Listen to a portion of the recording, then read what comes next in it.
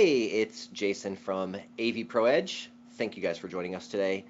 We've got InfoComm coming up right around the corner, and I thought this was a great opportunity to bring in my friend Daniel from HDBaseT. Daniel, how are you? Hey, Jason, as always, a great pleasure to talk to you. I'm fine. I'm really looking forward to getting to Orlando. I love Yeah. it over there. It's gonna be So, great. summer where you are versus summer in Orlando. How Yeah, are you? don't remind How me. are you preparing yourself? Well, basically, I'm kind of, sitting in a steam room for most of the day now, just to get my humidity acclimatation up to speed. But yeah, it's kind of the same over here when Okay. summer kicks in. But yeah, I think Orlando maybe has the edge on the humidity. So yeah, Yeah. well, drink lots of water and try and stay cool. Sure. Well, it'll be great to see you guys, and I think it's been since ISE since I've seen you guys last. Totally. Yeah, Yeah. that was fun. We'll talk about that today as Yeah. well. Okay, cool. Well, I wanted to meet with you today just to kind of say hi and give the people a little bit of information about what you guys got coming up with things like 3.0. And I know you've got some slides ready to go here. Before we get too deep, let's just let everybody know. Guys, if you have questions, feel free. That's why we're here. It's for you. So if you have any questions, throw them in the chat box. I'm flying solo today, so I'll do my best to keep those questions monitored. But, if we don't get to them on the fly, then we'll just leave some time at the end. So with that Totally. being said, Daniel, the floor is yours, my friend. Thank you, Jason. You flying solo is like everybody else flying in pairs, so I have no doubt you're going to be able to handle this just fine.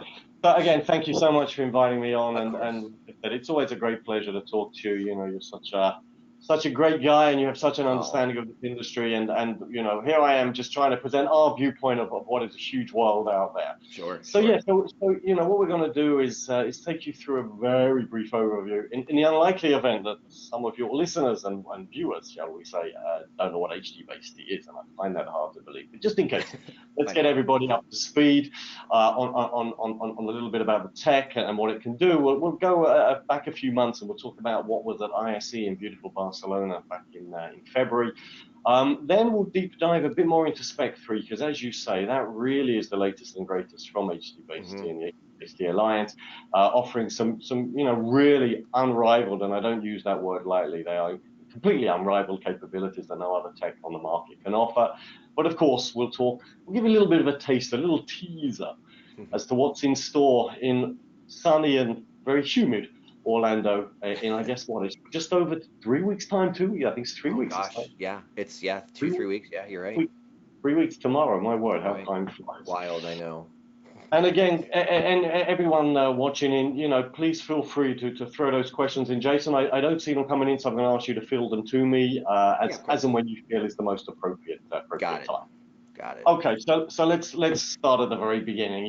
Let's turn the clock back to what we should call the pre-HDBaseT era. And what was an installer and integrator facing him? So the challenges he was facing. So he'd go to an install, and he would find himself needing to pull a ton of different cables, right? From the video, probably, which was over HDMI, maybe some optical, either digital or analog optical, probably a wired Ethernet connection to the switch somewhere in the room or in the building.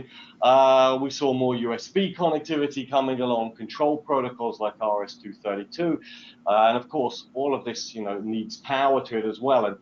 And this was a problem, right? A load of cables.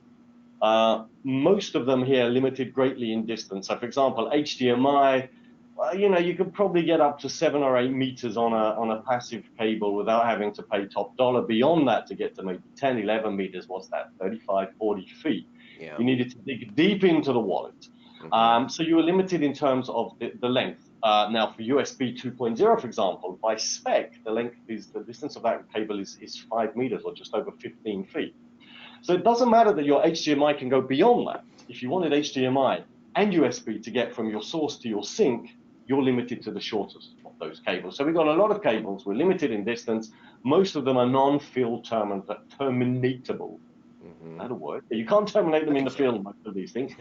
And this was a headache, right? So the Yeah. installers and the integrators were struggling. So a bunch of very smart guys came along and said, okay, we can do things better. Right? What we're going to do, we're going to replace all of those, and we're going to bring an industry-leading long-distance digital extension solution. We're going to call it HDBaseT. And it's going to allow us to do everything that all those other cables were carrying, but now we're going to do it over one cable, okay? And it's going to be a long one. going to run up to 100 meters or 328 feet in old money. And on that single cable, which of course it's a category cable, right? So we can cut it to the exact length we need. We can terminate it in the field. On that one cable, we're going to do what we call 5-play. And what's 5-play? We're talking about audio, video, and depending upon the spec, that can be uncompressed HDMI 2.0. We'll talk about that in a moment. We can put up to 1 gigabit of Ethernet all on the same cable. We can deliver DC power up to around about 100 watts.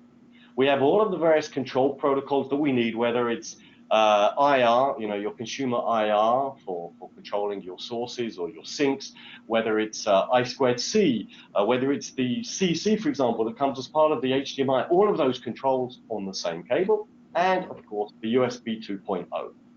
This is 5-play. It's all on a single cable, very long, very cheap cable as well. Like I said, it's a standard category cable. We began with Cat 5e, as simple as that. The later versions of the spec, we're recommending a move to 6.8. And anyway, we hear that the installers are pulling that anyway because the price difference is so non-existent anymore that they might as well put a better cable in if it costs them the same. And not surprisingly, it became a huge success very, very quickly. The price point I think is an awesome thing to bring up, because I think over here 1,000 feet of category cables are, I want to say, around $250. We have some HDMI cables that are $250 or more, depending on the length. So, and I'll tell you, man, I mean, I'm an installer. That's where my background came from. And I was in the field. HDBaseT was launched what year? Officially, the first chipsets became available around about 2008, and the alliance, which we'll talk about, was formed 2 years later.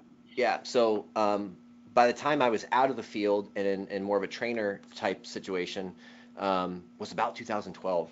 So all of my installation background was like late 90s up until then.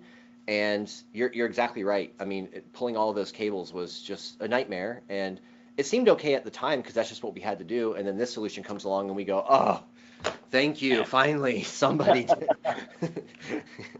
It really kind of overnight became the de facto standard for long reach cabling and long reach extension. And as you said, you're telling me that you're paying the same price for maybe 1,000 feet of cat cable that you would for a long reach HDMI cable. But of course, your HDMI cable only gives you HDMI, and on my cat cable and 1,000 feet of it, of course, I work over 1,000 feet, but let's say up to 328 feet, I've got everything that you see on this slide, all of those 5-play goodies on one single field terminatable cheap cable. And of course, we see this same technology with multiple different applications. I mean, you can basically find it cropping up pretty much everywhere and anywhere. Okay, so of course we're talking about education, where you need maybe long reach connectivity to a projector in a lecture room, to multiple displays around it. It can be in hospitality. I've been in some great hotels with some wonderful connectivity solutions based upon HDBaseT. We see it going into operating theaters in the medical field. If you think about it, I could replace a ton of cables now with one. That means there's less cables to sterilize and to clean and to keep clean and stuff like that. Signage, enterprise, you can see everything here. A lot of industrial PCs realize the benefits that HDBaseT can bring. We even see it in things like transportation, right? You can find buses, the signage on buses, on trains, even actually in planes, that's all connected with HDBaseT. So it's a really robust technology, not limited to maybe the applications that you and some of your, some of the viewers today are thinking is natural for HDBaseT. It's pretty much everywhere that you can think of. And as I said, it is a technology that's backed by an alliance. And here we see it's around about 200 member companies of the HDBaseT Alliance.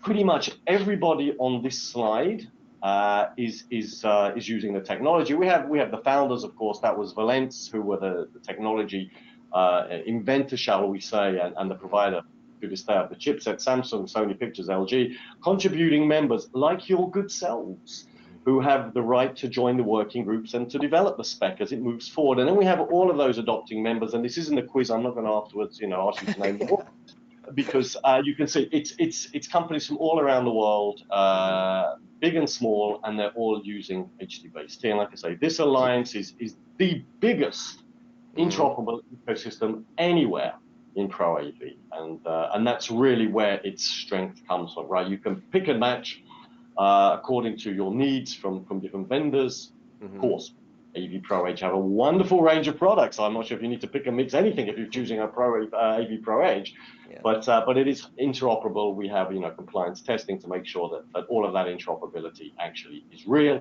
and to make sure that everybody can work with everybody. I have a question for you. This is just for my own curiosity, because I'm sure you guys have done these studies at length and over and over and over again. But when we talk about, like you mentioned, buses or airplanes or yachts and things like that, which a lot of our equipment goes into those types of installations. Sure. The weight difference just has to be, I mean, especially on an airplane where Cool. every pound or every kilogram might matter, right? No, that's absolutely true. Of course, when you're paying fuel by the kilo, by the pound, of course, and the airlines have to then pass that on to the fare-paying passenger. Mm-hmm. Every pound of saving is important, right? And if you think about a large aircraft and the amount of wiring that goes in there, and if you're running wiring for the audio, once running additional wiring for the video, additional wiring for the controls, suddenly you have everything on one. And HDBaseT is packet based, so you can switch it, you can create daisy chains, so you can go away from star topologies into daisy chain topologies, which also contributes to the weight reduction. And in fact, if we dive a little bit off topic here, there's also an HDBaseT version for automotive, which exactly addressed that problem of the wiring harness in the cars. And I can tell that the lens chipset supporting that automotive HDBaseT specification, shall we call it, have already been on the road for the last 2.5 years in Mercedes-Benz vehicles for the S-Class, the E-Class, the C-Class. Oh, cool. So exactly what you just said, for more of the Pro AV approach for aviation, for example, we already see similar approach brought through this technology to the automotive world. Maybe part of your partnership with Mercedes-Benz, maybe one of the perks is they gave you a S-Class Mercedes. Well, isn't it funny you should say that? But no, they didn't. They didn't. They didn't. I have sat in one, and it's rather nice, actually, and I highly recommend it. But no, I'm still driving around in my Kia, which doesn't have HDBaseT, but maybe in the future will do. Okay. Soon enough, right? Alrighty, so that kind of sets the scene what HDBaseT is. Let's take a look back at what we were showing at ISE, because finally, after 3 fairly brutal years of pandemic, the world is waking up to a post-COVID era, and I kind of, being at ISE, I felt, I wasn't at ISE in 2022, but in 2023, I really felt how happy people were to be there, right? Face-to-face meetings, interactions on the human level rather than, as I'm doing now, and as you are, staring into a camera, as we've all been doing for those 3 years. And we really enjoyed being there, okay? So ISE, what did we have? We had an enormously cool and very large stand. It occupied, the main, it was literally on the first hall as you came in, it was on the main aisle. We invited, as we do for many years, HDBaseT Alliance members to take what we kind of call a stand in the stand, so you can see yourselves here, your AVPro Edge there, pride of place right at the front, where members could, rather than having to necessarily do their own stand, and I know you had your own stand as well, but it gave you kind of like coverage under the auspices of the Alliance. So we had a large number of companies in there with us. We had an area, as you can see on the left of the left picture, where we had presentations taking place, and we'll talk more about that in a moment. But we saw a lot of action in the, I can't remember how many, I can't even do the conversion. If I could remember of square feet, I can't do square meters to square feet. I can barely do meters to feet. So we had a really nice stand with a lot of activity going on in and around. And of course, it was all based around Spec 3.0. And here we see just some of the great products that you guys have brought to the market with Spec 3, wall plates, extenders, and you guys were proudly showing this off in your own booth as well as in our booth. Yeah. And Jason, you spent not an inconsiderable amount of time with us, and I could see how busy you were. And like I say, I think we got some great traffic to our member companies in the booth. And you know, we were delighted to have you guys there. And like I say, these are just some of the great products that you were showcasing. It was it was nice because at the little kiosk, which you just showed in the previous picture, I was in that kiosk in and out quite a bit over the days, but we had an iPad with USB-C, plugged it into the wall port, and boom, it showed up on the TV almost immediately. That was in the kiosk. It's awesome stuff. Yeah, that's a really cool thing about HDBaseT is that it really is a genuine plug and play technology, right? So in other words, you don't need to sit there for hours configuring stuff. You literally connect the cable between your HDBaseT source and your HDBaseT sink, and bam, up it comes. Yep. You know, ultra low latency, since its inception, I mean, by spec, it's less than 10 microseconds of latency, which is to all intents and purposes zero latency, right? And zero latency, plug and play. That's why the install community so loves it, right? Because it's so easy to work with. And as I say, when you throw in the fact that you can cut the cable to length, so there's no wasted cables going anywhere, right? It really does offer the winning solution that it so quickly can. And as I say, yeah, we had Dan Farisi, the editor of Commercial Integrator. Of course, everybody knows Dan. Very well respected member of our AV community, and he was in our booth, and he was interviewing people, getting thought leadership pieces. And of course, you know this man on the left of this center picture better than I do. That's Tom Divine. Yeah. One of my favorite human beings on the planet. He's a wonderful person. I can totally dig why you're saying that. Yeah, he's a great guy, and so he was there with Dan again, sharing the thought, his thoughts on USB-C connectivity. We're going to be talking more about that later as well. Okay? You know, USB-C. You know, people think of USB-C, it is suddenly becoming, you know, the connectivity port, shall we say? It is a connector after all. And amazing what you can do with it. And yeah, we got some news on that coming up pretty soon as well. And there are others. We'll talk more about Effie in a moment. Effie Goldstein from the Alliance, and you know, we had Gabby Shricki from Valencia, the technology inventors and the chipset vendors. So we had a lot of thought leadership pieces going on. We had award ceremonies going on there. A lot of action around that. Not only those stands, those little booths in the booths that we provided, but a lot of thought leadership pieces. And as I say, HDBaseT is at the forefront of the Pro AV world, and it's important for us to invite others to share their opinions on that world as well. The Power Wall, yes. This was awesome. Yeah, first of all, I think it was beautifully designed. I wish I could take credit for the booth design, but it's very cool. If it would have been me, it would have been some shelves from IKEA or something like that. I'm an engineer, man. Give me a few screws, put them on the wall, and I'm happy to go. I'm with you. To me, is it working? Does it look, you know, did a proper designer come in and do this? No, but it works, and here you go. There you go. You and me, sharing the same thought. So we had this Power Wall. What we had here were actually, this is the HDBaseT Spec 3 Power Wall, okay? And these were more than 50 products, all of them supporting the latest and greatest version of the Spec. They were being shown here from 25 different Alliance members. And yeah, this created a lot of traffic. People just stopping by and go, oh, that's interesting. I didn't know those guys, those guys had an extender. Those guys had a matrix switch that already supported Spec 3. And then we could give them a little handout, and we would send them on their way with that handout to the relevant vendor's stand. And so it was creating traffic for us. It was also, of course, creating a lot of traffic for the people who were displaying there. And spoiler alert, we'll have more of this in InfoComm as well. Sweet. Looking forward to it. Right. So that's my segue. Very smooth, you will have noticed. Segue into a discussion on, so what is HDBaseT Spec 3? This really is a game changer for the industry. I said it at the beginning, I'm saying it now, okay? This brings unique capabilities that no other technology, despite what they may claim, no other long-distance AV distribution technology can do what HDBaseT Spec 3 does, okay?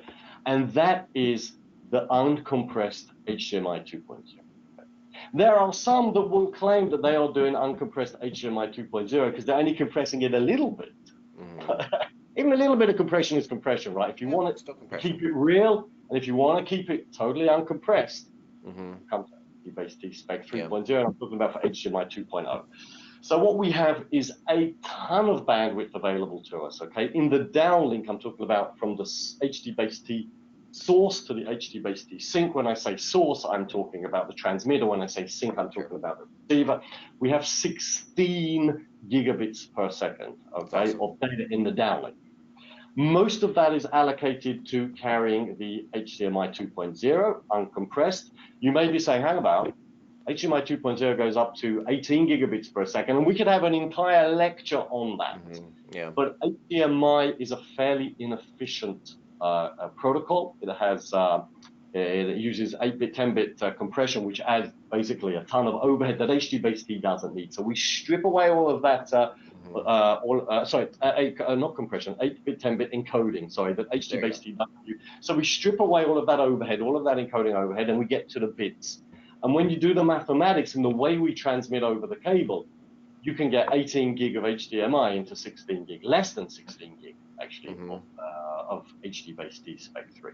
So that's how we do it uncompressed. That's in the downlink. In the uplink, we have 2 gigabits per second, which is almost 7 times more than Spec 2, what it could do in the uplink. The 16 gig is double what we can do in the downlink. The uplink is almost 7 times more than what we did in previous versions of the Spec. And that allows us to tunnel 1 gigabit of Ethernet. So we've gone from 100 megs to 1 gig now with Spec 3. That allows us to USB 2, all of the various control protocols I mentioned earlier. And all of this, as I've said, while still doing up to 100 watts of DC power on the same cable, right? So you have a ton of bandwidth available to you. Of course, it is fully interoperable with the previous versions of the Spec. So if you do want to start by installing, I don't know, a projector that supports Spec 3, but you're not sure if you want to spend the money right now to upgrade your switch, no problem. It's going to work perfect. That projector is going to work perfectly well with your Spec 1 or Spec 2 switch. And of course, the best that both sides support would be true. So in other words, if I have Spec 3 on one side and Spec 2 on the other, don't expect uncompressed 4K 6444. But nonetheless, you're not going to get a blank screen. Everything will work. And so it's fully backward compatible. And as I mentioned earlier, it can be daisy chained. So yes, so we have a lot of bandwidth, we have a lot of capabilities, and the only technology that offers uncompressed HDMI 2.0 4K 60 at 444 color, right? So it's a really unique value proposition. So like I've said, let's talk about the video. Maximum of 600 mega characters per second per channel. That's how they now call it in HDMI 2.0. What that gives you, as I've said, is uncompressed 4K 6444. But of course, you can also do HDR with at 60 hertz with chroma subsampling 422, 420. Anything that doesn't cross that 600 mega characters per second per channel upper limit is supported fully uncompressed. All of the other requirements, shall we say, the other goodies of HDMI, the EDID, of course, to make sure that we're supporting the maximum resolution that the display or the projector supports. The HDCP, CC, it's all passed through, but we even by spec and also in the chipsets can do things like the HDCP termination and conversion where allowed, right? Either upgrading or downgrading if the content allows you to do so.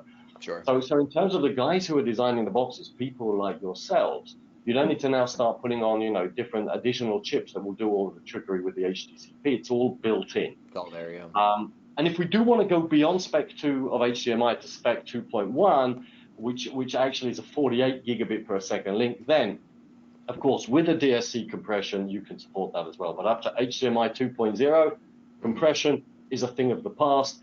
Compression is not only costly, but it also means that you may get interoperability problems. When you transmit uncompressed, when you transmit native HDMI 2.0, then you guarantee a drop on your HDMI. Okay, so again, the only technology for long reach AV distribution that can run up to HDMI 2.0, 600 mega characters per second per channel without any compression required at all. This is great too because we're at a point where we are starting to see screens that are just bigger and bigger and bigger and micro LED walls, and it's anybody right now with a deep enough pocket can go buy a flagship projector from, say, Sony, 10,000 lumens. You can light up a giant screen. I don't want any compression. It would be as if I took a really nice 2-channel stereo and played a really bad MP3. It's like, why are we doing this? So this whole talk about less compression for the video files of the world, especially like myself, I mean, that's huge news. That's really cool. And finally, there is HDMI, native HDMI 2.0 content, and it's not just upscaling of all, so you're right. It's like, you've got this amazing display or this amazing projector, and as you say, you bring something that's less than amazing that you project onto it or through it. Right. Yeah, so you get it. And if I kind of filter that down now to something that's a little bit maybe more digestible in terms of the sort of formats. So here's a really neat table, and you can see the video formats and the chroma sampling, and you can see which versions of the spec support what, either uncompressed or with a light DSC compression, which for those display stream compression is a VESA compression standard that runs up to a 3:1 compression ratio. And it's good. It's very good. That's what the HDMI guys use for their compression within HDMI 2.1. But nonetheless, if you can run uncompressed, then why not? And as you can see with Spec 3, every single format and every single option that is covered in this table can be handled without any compression whatsoever. And like I've said, that brings benefits in terms of interop and in terms of things like HDR and formats like that. So uncompressed is definitely best. That chart, is that available on the website perhaps? I think it's available on the website. It's a very good question, and if not, it will be made available on the website. Okay, yeah, somebody's like, I need that. Yeah, and I'm thinking, well, I've got it, you can either pay by bit, by PayPox, or checks can be sent to me, and I will release it. Need good we'll make sure it's available. Yeah. Somebody's going to pay for that S-Class, I'm telling you. So I'll make sure that's available on the HDBaseT Alliance web. Cool. It's a really neat piece of collateral. Yeah, Ethernet, yes. No problems. Great suggestion, Jason. Thanks for bringing it up. A Spec 3.0, like I say, gig Ethernet. Now, if we talk about where the world is kind of going to, right? The AV world, I'm the first to admit it's not going to only be HDBaseT in the world, and it's not only going to be over IP. There is going to be this world which is hybrid. And what we have here now is the ability to do that.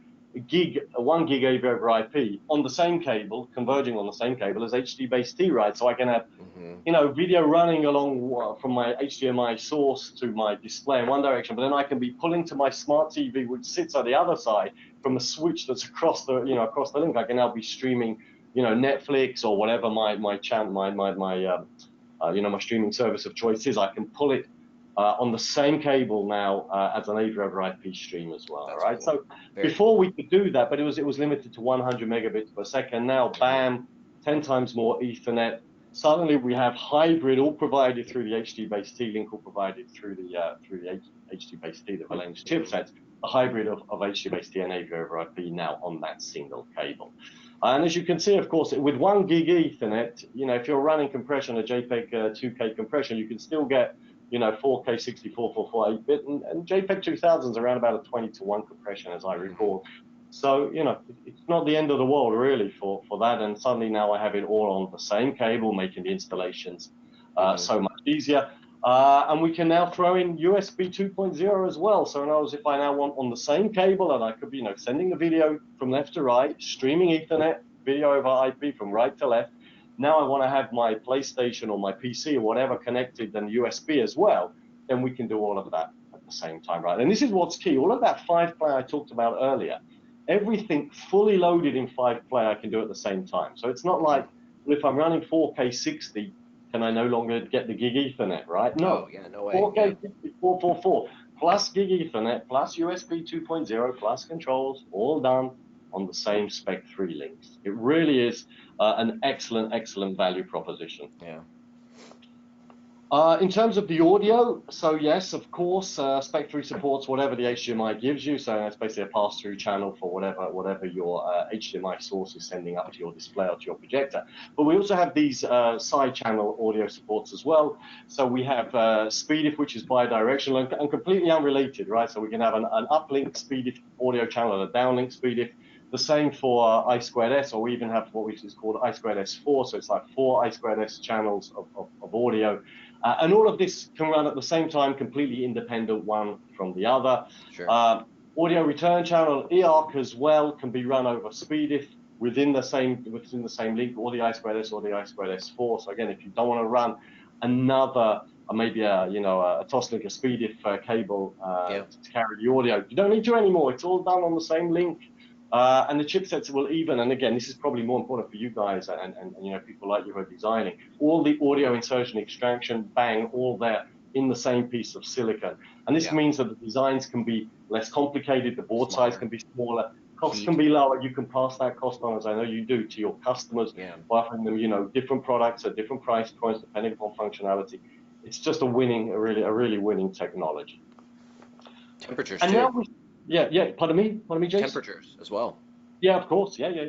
Less chips, less power being consumed, less temperatures that need to be, less power that needs to be dissipated as heat. Sure.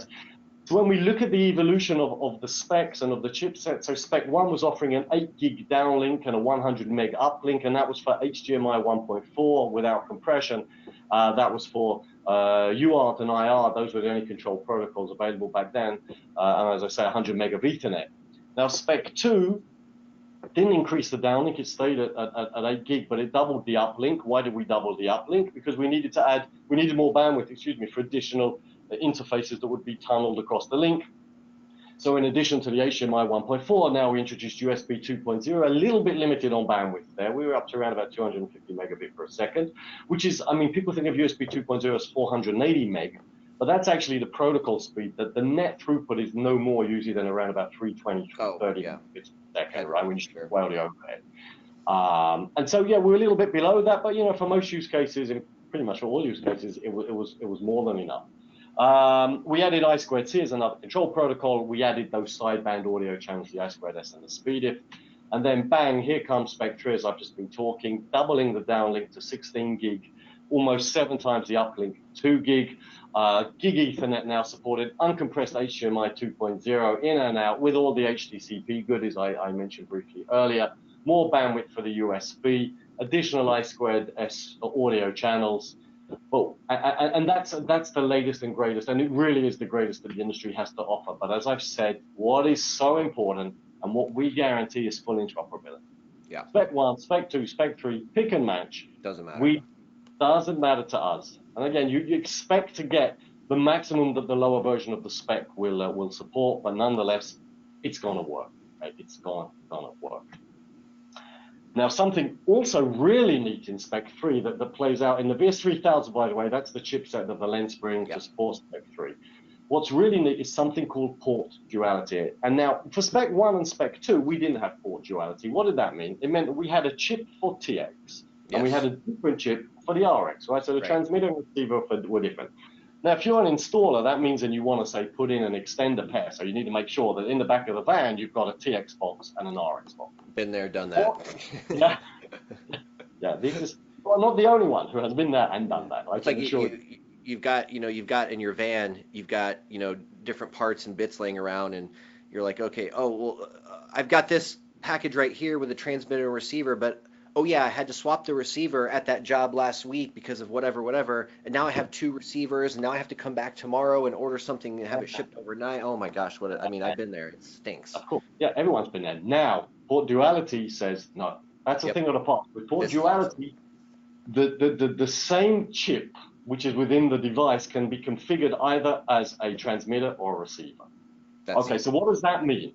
First of all, it means that now you have one extender box that you configure at the time of the installation to be either the transmitter or the receiver. So you buy 50 of these, and if you had to swap out a transmitter yesterday, it doesn't matter because it's, you've got another 49 in the van, and they can either be a transmitter or receiver, right?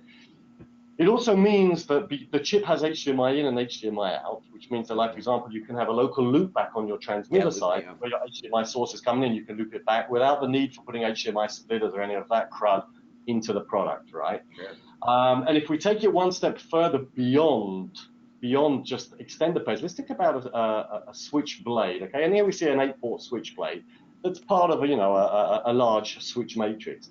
Now I have the flexibility to configure what ones are inputs and what ones are output, right? So I can have 4 HDBaseT in and 4 HDBaseT out, or 1 in and 7 out, or 3 in and 5 out, whatever you want, okay? And it almost becomes, in functionality and its flexibility, almost like an Ethernet matrix, okay, an Ethernet switch. Oh, But it's sure. all, yeah, it's that flexible. It's all HDBaseT with all of the zero latency that I talked about earlier, and all of the goodies of that 5-play on the same cable. So this again is a game changer for the industry. It really does mean for the installers and the guys who are out in the field and suddenly discovering they need to run to Best Buy because they haven't got the transmitter. Oof. This becomes a thing of the past, and it's Yeah. really neat. That's a big win. And I know the installers. I know the installers. When you give them this news, they all pretty much all go, "Oh yes, finally." Yeah, exactly. This is what we've been waiting for, and Yeah. it's out there today. And as I mentioned at ISC, there's a ton of products with Oh, yeah. HDBaseT already in them, and all of them may offer this capability. And of course, it does of course depend upon the equipment vendor. If he wants to make it switchable, if he has decided to stay a little bit old school and keep it as a transmitter box and a receiver box. And there are some products, of course, where it's less relevant if you're a projector. Unlikely that you're going to be sourcing video. Maybe though, maybe you may source from the projector. Maybe you have like wireless connectivity and the ability to stream Netflix from a projector somewhere else, but probably not. Okay, so not all products are going to support that modularity, but it's there, and we see it being used widely already, across a range of vendors in this industry. That's great. So yes, let's give you a sneak peek into what's coming up in Orlando, 14th to the 16th of June. That's like 3 weeks. Oh my God. Yeah, it's so. I mean, I can't believe it's almost June. I mean, what happened? I just. My grandparents and parents were right. The older you get, the faster it goes. Totally. Well, you're not at my ripe old age, so for you, it's still going relatively slow. But I can tell it feels like yesterday I was in Barcelona, and here we are about to take off for Orlando. So first of all, a big announcement that we made 2 weeks ago. Woo! Yes, all hail the new chief. Yes, we are delighted to announce, and what a great appointment this is. Effie Goldstein, who is absolutely a rock star in our industry, has been named as our new HDBaseT president, Madam President. So the first time we've had a lady, a female. That's wonderful. Heading up the HDBaseT Alliance. She's of course also appointed as a board of directors member. So Effie, this announcement was hit the wires. I think it was just earlier last week. I could not think of anybody more qualified to adopt this role. She's going to be leading this organization that I so admire, these 200 companies. An industry veteran. She's been in the AV industry for so many years. I think many people know she's already been so involved in the Alliance. She's been heading up the marketing working group, and she takes part in the AV working group, and a genuine superstar. So she will be there, first time at InfoComm in her new role. She's going to be very busy. You can imagine. She's probably excited, but she'll be slammed. She's going to be a ton of people she's going to be meeting with. But hopefully anybody who does stop by the booth, maybe if you catch her at the right time, she'll be there. Sure. To exchange a few words with you all. So stop by, do congratulate her, and like I've said, I think the HDBaseT Alliance is in great hands in the years ahead. And huge announcements. She'll be there in person. We're going to be, as we did in ISC. Yeah, you know those, don't you? I know those. So we had that power wall I talked about. We're going to have it again, but we also in ISC and now in InfoComm an updated version. We have this guide, the installer's guide to an uncompressed world, and it's all about the ever growing, and literally we have to update this almost on a week by week basis, but we choose to update it only at the shows. So we have this guide to the who's who of what is available today with Spec 3 in it, and of course we are so pleased that you guys at AVPro Edge have been so quick and amongst the first to rush to adopt Spec 3. And I think that gives you, a really great advantage, and it really offers your customers. We've been with you guys for a long time now, and this was very exciting for us because we, this is something we were looking forward to for a really long time. And there's just so many. I mean, we can talk for days about this, but there's just so many little cues and so many little things that I think you guys did a really great job at. When you look at something like this, especially this particular product, There is no secret, and there's no way to confuse what version of HDBaseT it is because it's in the logo. And Hey, honestly, that's an important thing. I mean, it sounds, it sounds like it might not be, but I'm just picturing, you're in this huge installation, you got stuff everywhere, and you're trying to reach behind a TV, and you can't really see that. I mean, there's little things like this, and where you can see that logo very easily. And again, it's a totally. little thing, but it's there's no guessing on what that is. Totally, you're absolutely right. And it comes back to what I said a little bit earlier about plug and play. And, we really want to make life as easy as possible for the Hmm. folks in the field who are installing this, right? Yeah. And if it's something as simple as adding a little superscript 3 to indicate spec 3 to the logo, and as you just said, it makes life so much easier in It's doing easier. so, then why Yeah. not? I mean, and again, I take my hat off to Effie in her role as the chair of that marketing work group at the Alliance, because these are the things that those guys, her and the team that work with her on this, in Sure. that work group, but they come up with these things. And like I say, I would be hopeless at this. Does the Same. product work? Product works. Let's ship it out. And no, they look into the little details to make life as easy as possible. It's funny, the marketing teams and the engineering teams are often, kind of like this, and sometimes kind of like this, but Yeah. I think everybody can get on board with this part of it. That's super cool. Now, this is for me so exciting. As you know, I'm responsible for training, technical education at the Alliance, Hmm. and this is the first time since the pandemic struck that I am going to be delivering our mastering program for our install community to come Wonderful. and learn how best to work with our technology, with HDBaseT, and of course with a focus on Spec 3. Hmm.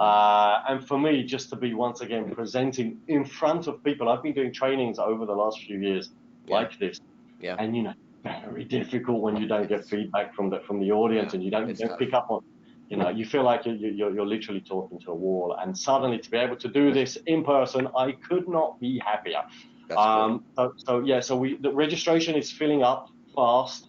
And I recommend to anybody listening in, watching this, if you're not already an authorized installer, HDBaseT authorized installer, then come along. It's a 3-hour course. And again, take those 3 hours. We promise you a nice T-shirt at the end of it, and a certificate that the HDBaseT Alliance will send you. And yeah, it puts you at the leading edge of using this Yeah. technology and gives you advantages over your installer competitors, let's call it that, Hmm. who aren't as well versed in using Spec 3. So do come along. It's going Yeah. to be absolutely great. Live classes at InfoComm. Definitely. Live Cool. class at InfoComm. It's And going, yeah. Go ahead, the Jason. CEDIA Avixa credits, you have that on the screen right now. I know a There lot you of go. people, yeah, a lot of people that are part of those memberships, you need a certain amount of points every 3 years to recertify, and this sounds like a great way to get a little bit smarter and get your credits and get a really cool T-shirt and learn about some awesome technology. So Right. win-win solution here for you guys. So Sure. definitely do come along. I'm going to share you a QR code, I think, right now Oh, great. uh, for the registration. So I'll leave that on the screen for just a few seconds, or you can type in that rather long Yeah. URL. But I should let's go with the Just QR QR code. code. Yeah, Yeah. you can see Yeah. it's on the Wednesday afternoon. There's your location on the third floor. And I'm looking forward to seeing as many of you there, folks. It's going to be fun. We also have a little twist there. We've invited, you know him very well as well. Ariel Marcus from M Solutions. So Oh, yes, Ariel. Yes, yes, Ariel's yes. going to be there. He's going to be handling the topic of troubleshooting. Yes. We know it's very plug and playable, but nonetheless, there may be some issues that arise, and Ariel's going to be handling that. He's going to be showing, really neat tester that's going to, help to ensure installations Yep. run trouble-free, not just at the time you're there, but also in the weeks, months, and years after you've left the site. The Now, for those of you who cannot be in person at that training, do not fret, do not fear. We also have an online version. mhm. At any time you want to do it, again, like the same 3 modules that you saw mentioned earlier, you can go in on your laptop, on your cell phone, on your tablet, however you wish to access the hdbasett.org website. And you can do it over more than, you don't have to do it in one session. You can take your time. There's some quizzes that you have to go through along the way.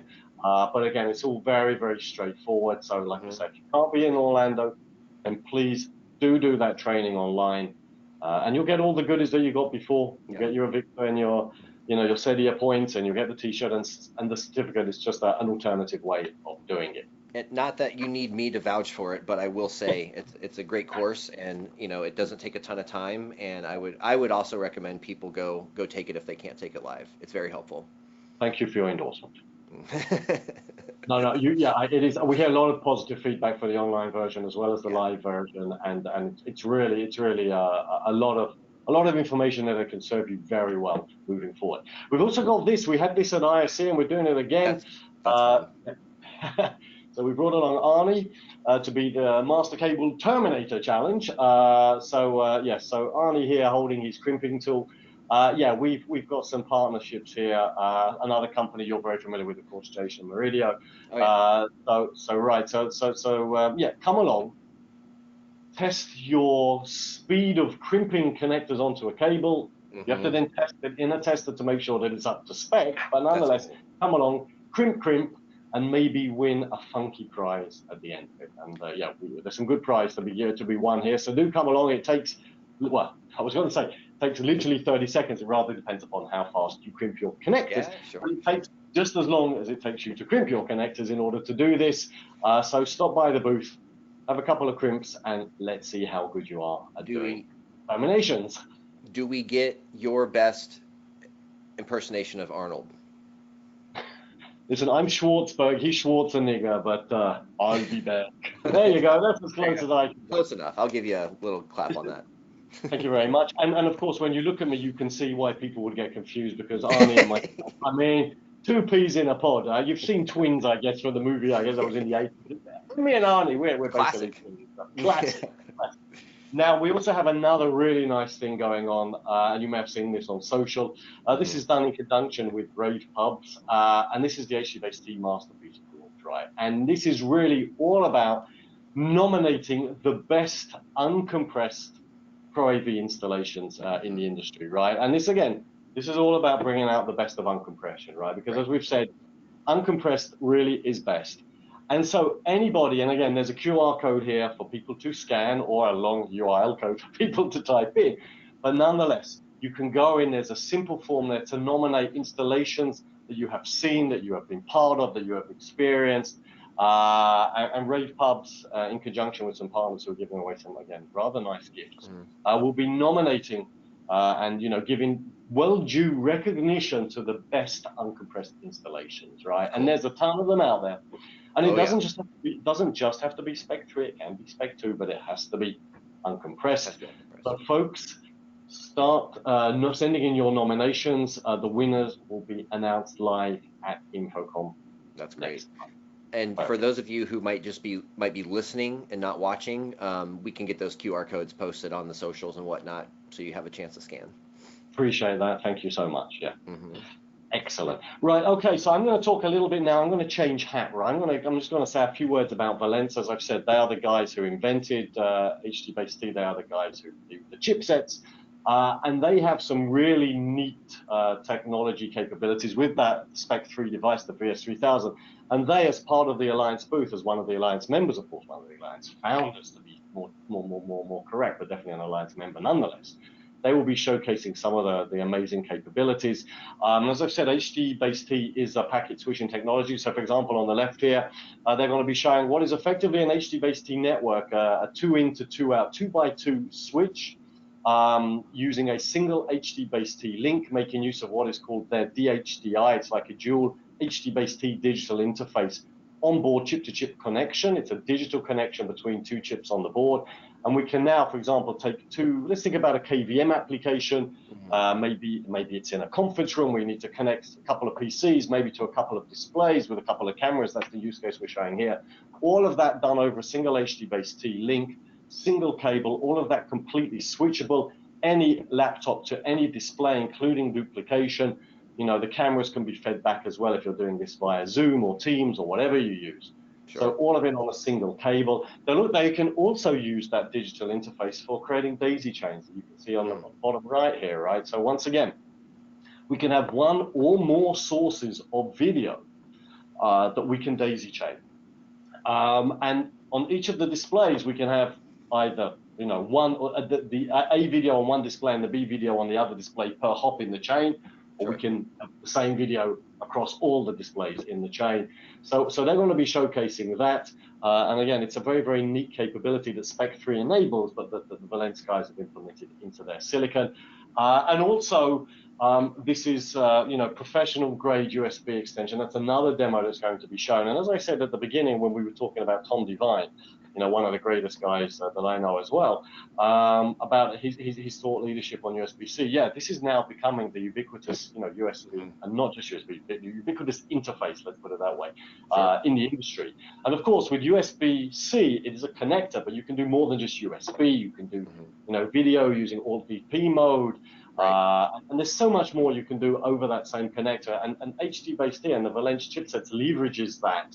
So, for example, we show here, and we'll be showing it again, this docking station, which allows you to basically connect all of the interfaces that you want from your laptop, your video, audio, the Ethernet connection from a switch maybe on the other side of the room, or power to the laptop in order to charge it, all of it on the same HDBaseT link, all of it on the same cable. And yeah, you know, Valence, I this is public information, also have later this year some new chipsets coming out that are going to be supporting. You're going to be supporting USB Spec 3. So there you go. So that news is out there now. That's going to be revealed in the months ahead, and that again is the industry need for pro grade USB extension. There are USB extenders available today. They're limited in what they can do.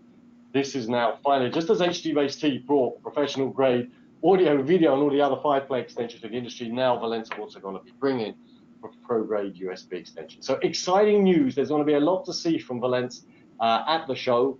And like I've said, I really encourage everyone who can, who's going to be in Orlando, stop by. I'll be there, except for those 3 hours that I'm going to be presenting. I'm going to be spending a lot of time in the booth. Stop by, say hello, grab a drink with us, have a chat, and see a lot of great technology in there. So, right, let's just wrap up with, obviously, where you can keep in touch with us, of course, the hdbaset.org website. There we also have the list of certified products. If you are installing stuff, if you're defining systems, you should only work with certified products, certified by the HDBaseT Alliance. That guarantees interoperability, and you can find that along with that listing, along with a ton of other info on our website. Facebook, LinkedIn, Twitter, Schmitter, I don't know what we do on Instagram. No pictures of me doing Arnold Schwarzenegger impressions. Yeah, no, maybe. Arnold, yeah. That's what's coming up next. So stay connected with us, folks. You know, learn what's happening with the technology, what's happening at the Alliance, and do stop by. So great. Thank you. I have been droning on for a while. I'm just checking the time. That's been 55 minutes almost. Hey, man. You know what they say about having fun. It goes by real quick. There were two questions that came in.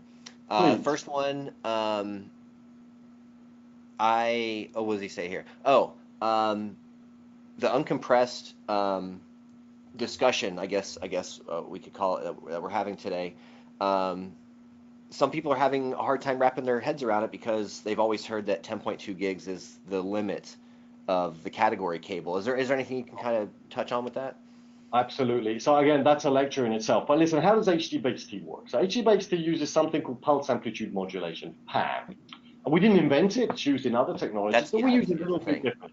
PAM16. PAM16 means 16 different levels of voltage can be present, of signal can be present at any point in time. One of those 16 levels can be present at any point in time on the cable. With 16 levels, that means that each one of those levels can represent 4 bits of data. Okay, so what we're doing is actually we are sending with each clock pulse in the system, let's call it that, we are sending 4 bits of data rather than sending 1 bit of data, which is what HDMI does. HDMI uses TMDS signaling, and basically they're sending 1 bit of data each time. We're sending 4 bits of data each time, and what that does is lower the frequency of the signal on the cable. All right. And as you know, all of these cat cables are defined by what are the maximum frequencies. So first of all, we're running with PAM16 to lower the frequency on the cable. Secondly, we are stripping away, as I said earlier, all of the overhead that HDMI brings with it. It brings a lot of baggage with it. We don't need that baggage, right? We want the data bits. We're also extremely efficient in the frame blanking. In other words, in the information that's carried in the blanking, we're also very efficient with that. Because, for example, 2 bits of information, maybe in some blanking information, is extended up to 10 bits as well. That's 8 wasted bits that HDMI has. But I don't need those. I need the 2 bits. Right. So we are sending multiple bits each time. We are stripping away the overhead, and of course, we are working over the 4 pairs in the cable. So when you do the mathematics, and I have a lovely slide which I didn't include in this, but maybe Jason, next time we talk, we can go more into this topic. Yeah, that's cool. You will see that you can get 18 gigabits of HDMI into less than 13.5 gigabits of HDBaseT. Okay, yeah. and what's important though is the frequency aligns us bang on where Cat6a cable is, right? So in other words, we do things differently to HDMI, but I'm telling you, the fact that we take away the overhead has no impact on the actual data. This is not compression. All of those important video data bits, not one of them is lost. This is a bit exact system. Every bit of HDMI data that comes in at one end comes out at the other. Nothing is lost. No compression takes place. We are the only technology that can do this over long reach. Good. So that's the 30,000 feet explanation. Yeah. By the way, if you come to my training or if you do the online training, I'll be talking about this in more detail. Oh, well, there you go. If you want a little more detail. Right there. There's the perfect use case right there. And then last one with USB-C. Yes, I think this is something that Ariel's probably going to touch on, because USB-C is a standard, but still not quite. Like, some cables charge, some cables do audio and video, but don't charge. Some do both. And I know with the MS Test Pro, there's a USB module now for testing those cables. I'm sure it's going to get real deep with that. Yeah, so USB-C, of course, is a little bit confusing, right? Because USB-C is a connector. It's not a protocol. And on that connector, as I say, you can do multiple things. But yeah, that was you segued into something that I guess Ariel will be covering. Is that there are test equipment, for example, that M Solution Test Pro piece of kit, which is very nice. I saw it in action. Everywhere. Yeah, absolutely. Yeah, and you can basically plug in a USB-C or a cable with USB-C connectors, let's call it that, on each end, and it's going to tell you what the capabilities are of that cable. So, am I going to be charging? Can I charge? Can I only do data? Can I only do charging? All of that headache goes away. So again, for the folks in Orlando, register for the session. Ariel will be there. They will also be in our booth as well, in the Alliance booth, so you'll be able to get more information from him on that as well. But it's a great question, and thanks for sharing it with me. Daniel, always fun. I will.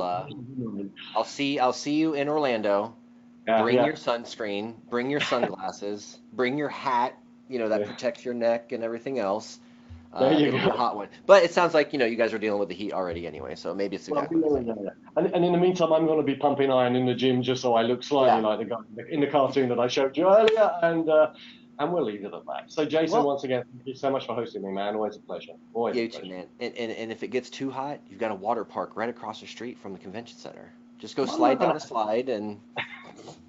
Yeah, I don't think I'm going to have time for that, but maybe. Let's see. Yeah, cool. Okay, well, thanks a bunch, guys. This session was recorded, so if you're watching or listening live, we'll get it up on YouTube here in the next couple of days. Feel free to share it with your colleagues. We'll get those QR codes for those of you who wasn't able to scan them or weren't able to scan them today. And I think that's all of my homework. Again, Daniel, thanks a bunch, and we'll see you in Orlando. Looking forward to it, Jason. Have a great day.